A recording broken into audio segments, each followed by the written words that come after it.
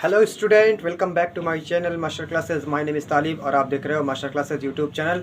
आज हम board exam के लिए बहुत ही very most important topic discuss करने वाले हैं। प्रकाश का परावर्तन, रिफ्लेक्शन ऑफ लाइट के बारे में आपको बताएंगे।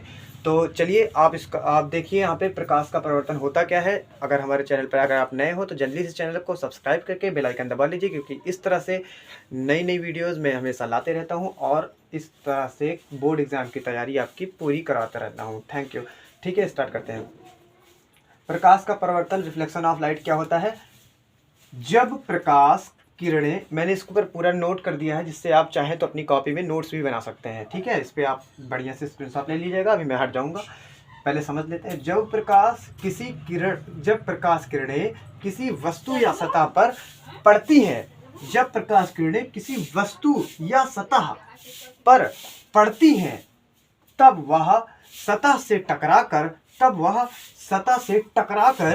वापस लौट जाती हैं। टकराकर वापस लौट जाते हैं। तो इसी को क्या बोलते हैं? प्रकाश का परावर्तन कहते हैं। फिर से एक बार, जब प्रकाश किरण किसी वस्तु या सतह पर टकराए और उससे टकराकर वापस लौट जाए उसी माध्यम में, तो इसे क्या बोलेंगे? प्रकाश का परावर्तन कहते हैं।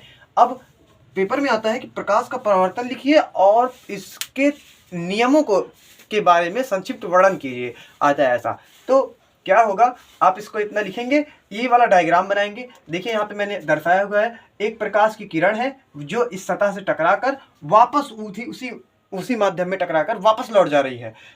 आने वाली किरण को आपतित किरण बोलते हैं और जाने वाली किरण को परावर्तित किरण बोलते हैं।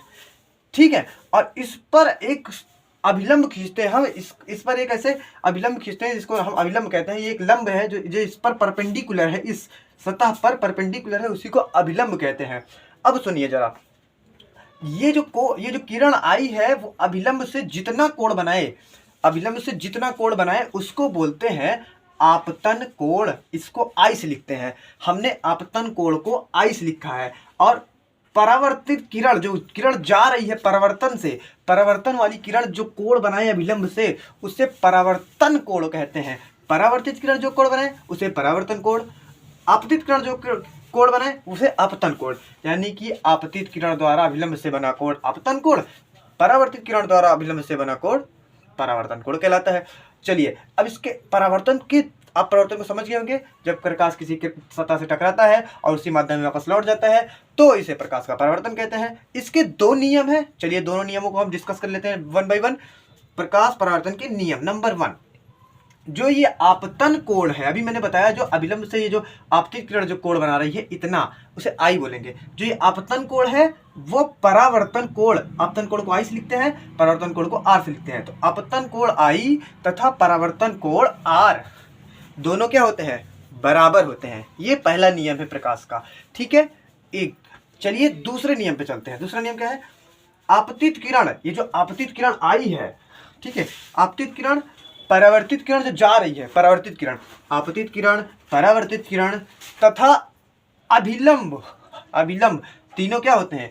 एक ही तल में होते हैं। देखिए, ये जो सतह है इसका एक तल नीचे है, एक तल ऊपर है।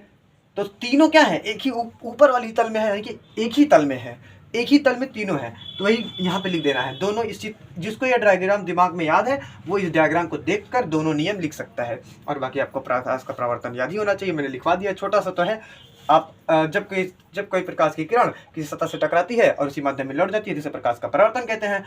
और परावर्तन के दो नियम हैं। नंबर 1, आपतन कोण आई तथा परावर्तन कोण आर बराबर होते हैं दोनों।